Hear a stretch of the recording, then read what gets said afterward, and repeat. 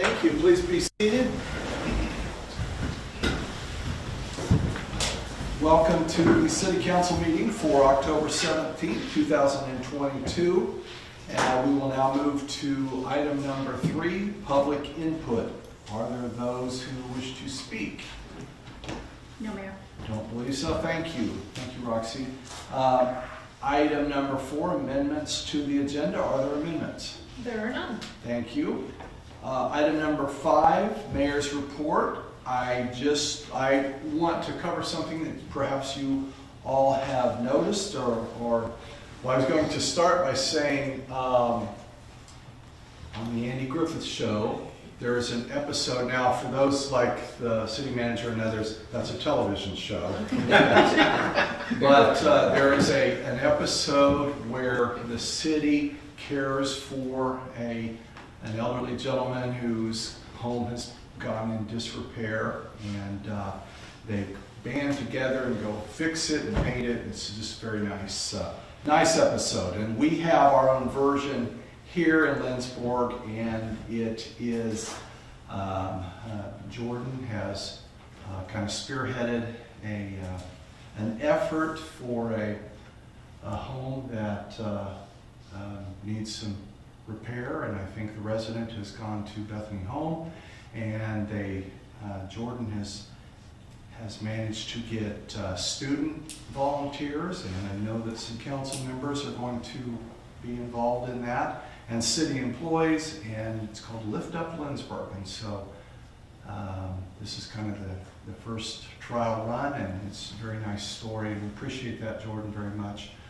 for your efforts with that. So makes a very special thing, very special community. So thank you, everybody that's involved in that. Next, we will move to item number 6, the consent agenda. And we have 3 items on the consent agenda.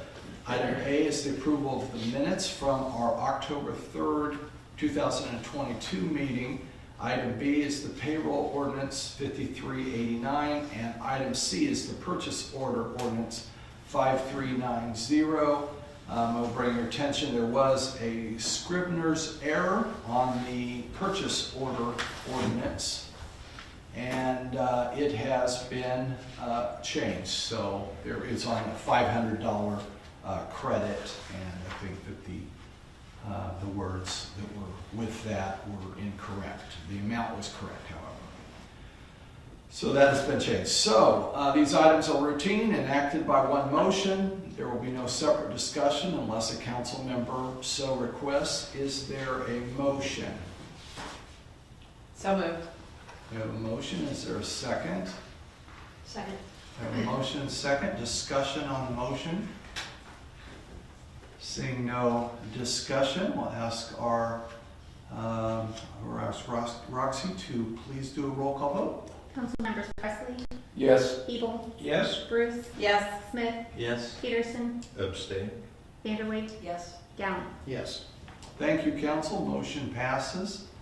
We will move to item number 7, which is the election of the council president. You will recall that Rick Martin was our council president, and he has left the council, of course, and that has left us without a president. The president, among other items that might come up, actually conducts the meeting in the absence of the mayor. So we want to take care of that. And I would ask the council, this is your vote, and if there is a nomination. So you make a motion to make a nomination, or you just Make a motion. The motion to nominate, as long as it's clear what you're doing. This is not a tightly regulated procedural area. I'll make a motion to nominate Corey Peterson. Thank you. The motion is nominate Corey Peterson. Is there a second to that? Second. We have a second. Discussion on the motion. Seeing no discussion. It's really scared over here. I don't know what to say. Yeah, you're not allowed.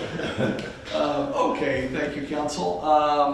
We have a motion on the table and to elect Council Member Corey Peterson as the council president. All in favor signify by saying aye. Aye. Those opposed, no. Ayes appear to have it. Ayes do have it. Congratulations, Corey.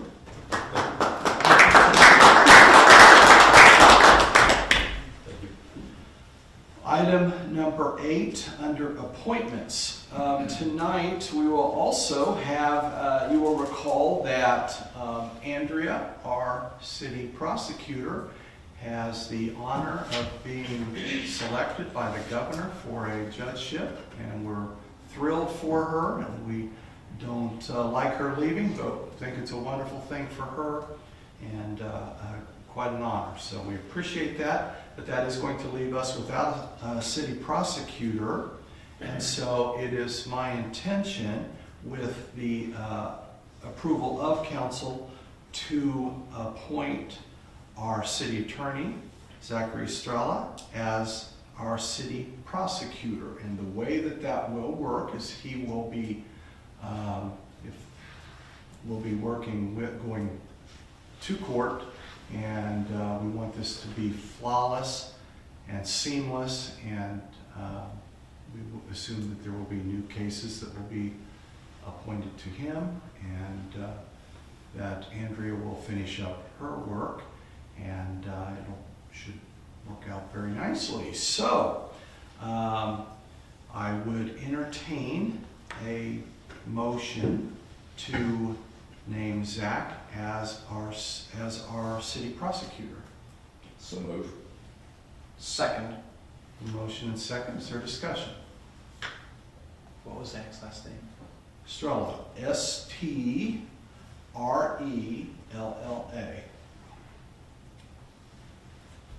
Okay. All in favor of the motion signify by saying aye. Aye. Those opposed? The ayes have it, and so I hereby appoint Zachary Estrella as our city prosecutor. Thank you, Zach, for all your hard work, and now you Learning names. find out when you do a good job, you get more work piled on you. So. Well, thank you. Next item is item number 9, Planning and Zoning Report, and we will call on Jordan Urkovich, our Community Development Director. Welcome, Jordan. All right. Good evening, Mayor. Good evening, Council. So, background to the last meeting. I already kind of recounted the meeting's happenings, but this is the recommendation for an ordinance from the Planning Commission. So, the Planning Commission voted 8-0 to recommend a rezone of 416 South Kansas Avenue from R1 Single Family Dwelling District with an MH Manufactured Home District overlay to R3 Multiple Family Dwelling District with an MH Manufactured Home District overlay. So essentially the way this works is you have the zoning, the main classification, which in this case currently is R1. That allows for only a single family home to be built on there with the manufactured home overlay district. And then what they'd like to change, that would stay the same, but they would like to change it to R3, which would allow for multi-family units to potentially be developed. So the owner, Brad Mom, is interested in redeveloping the property with a new apartment structure that includes 8 to 20 potential units, or to keep the property in its current use. So this kind of allows for that flexibility. The current use includes 5 manufactured home units. The property owner is interested in pursuing moderate income housing funding from the Kansas Department of Commerce to create accessible and affordable rental units for Lindsborg residents. Thank you, Jordan. Are there questions? Councilmember Presley? First of all, is this consideration of the apartment units dependent entirely on the MIH money being available to him? I wouldn't say it's dependent because he approached me asking about the rezone before the MIH discussion happened. So what I told him is that KDC has come into a lot of money for the MIH program this year, and that the city can assist in an application, and the city has to submit those applications on behalf of developers anyway, if he was interested in redeveloping for affordable or moderate income rental units. So it's not contingent, but what this would do was basically guarantee a certain amount of those units stay affordable or moderate income for residents. Okay. And the other is, you don't have any idea about what kind of plan he has, single level, multi-level? I mean, it seems to me in that space it would have to be multi-level. Yeah, I think it would. Maybe 20 units. It being 20 units would probably have to be at least 2, if not 3, but 8 units, you could probably get away with 2 levels. I can't imagine anything less than that. Mhm.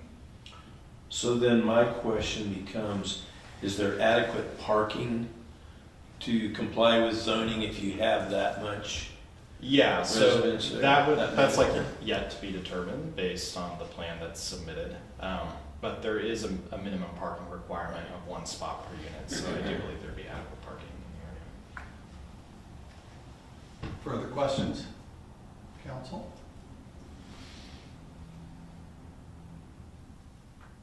Seeing no further questions, thank you, Jordan. Council, is there a motion regarding ordinance 5391? Move to approve? Second. We have a motion and a second. Questions, comments on the motion? I guess just a procedural thing. Do the neighbors directly adjacent to these, or this part of the block, are they aware that this is being brought before us, or do they learn about that after the fact, or? Yeah, Jordan, come on. Sorry, Jordan, sorry, Mayor. Yes, no problem. So yeah, as it's codified in ordinance, the process for an application for rezone includes sending a letter to all property owners within 200 feet of the proposed rezone. Okay. And so those have been sent out? Or is Those it have after? Oh, after we approve this, then they'll, No, they get sent out a minimum of 20 days before the proposed rezone is heard by planning and zoning, so they have time to comment, either come to the meeting and comment, or issue public comment to be read to planning and zoning. so that's already happened? That's already happened. And then there's still a 14-day period after the planning commission meets before this can be presented to hear any more potential concerns. So this is past the 14-day period. All right. Thank you, Jordan. Okay, further questions? Seeing no further questions, we do have a motion on the table, and I'll ask our city clerk to please call roll call vote. Councilmembers Peterson, Yes? Vanderwijk, Yes. Gallant, Yes. Presley, Yes. Hebel, Yes. Bruce, Yes. Smith. Yes. Thank you, motion passes. Thank you, Roxy. We will now turn our attention to item 10, old business. Is there any old business that we have for this evening? There is not. Thank you. No old business. Item number 11, new business. Item A, the Raymer Society for the Arts Special Events Request, resolution number 11-2022, called on our city clerk. So the Raymer Society for the Arts has submitted another notification of nonprofit organization event promoting the arts in order for them to be able to serve complimentary alcoholic liquor and cereal malt beverages at their events on November 10th, 17th, December 1st, 8th, 15th, and 22nd.